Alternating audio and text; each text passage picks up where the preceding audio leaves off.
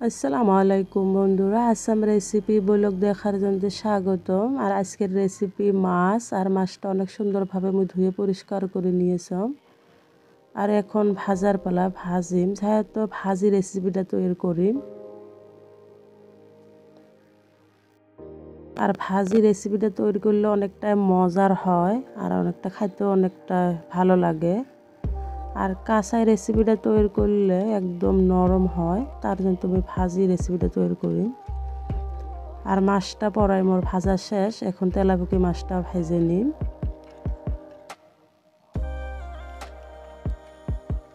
আর মাছটা ভাজা শেষ, এখন মুই মশলাটা তৈরি করি। আর মশলাটা তৈরি করার জন্য কোনো ঝামেলা ছাড়াই কোনো মশলা ব্যবহার করবেন না, তাই এই রেসিপিটা তৈরি করতে। একটুখানি পেঁয়াজ বাটা ব্লেন্ডার বেটে নিয়েছিলাম, আর দিয়ে দিলাম মরিচের গুঁড়ো, হলুদের গুঁড়ো, আর একটুখানি স্বাদ মতো নুন, আর একটুখানি জিরে বাটা দিয়ে দিলাম, কাঁচা জিরেটা।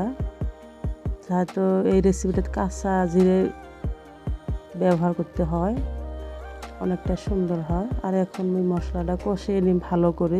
তো মশলাটা একটাই সব করে নিছাম।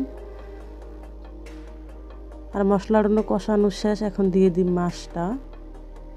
আর মাছটা দিয়ে ভালো করে একটুখানি কষিয়ে নিন। আর এই মাছটা কষানো শেষ হলে গরম পানি ব্যবহার করবেন। আর গরম পানি ব্যবহার না করলে মাছটা একদম নরম হবে, তার জন্য আমি গরম পানি এতে ব্যবহার করলাম, একদম গরম।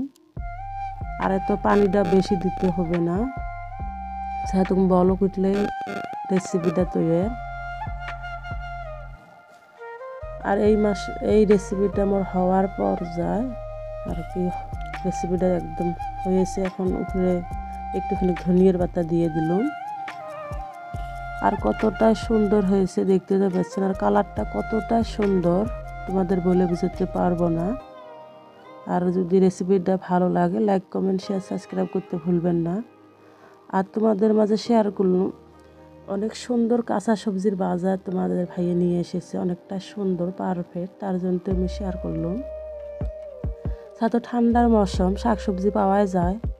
আর অনেকটা সুন্দর, বা ধনিয়ে পাতা, তারপাশে বটুয়ে শাক নিয়ে এসেছে, টমাটো, কাঁচামরিচ, ওলকপি নিয়ে এসেছে, নতুন আলু।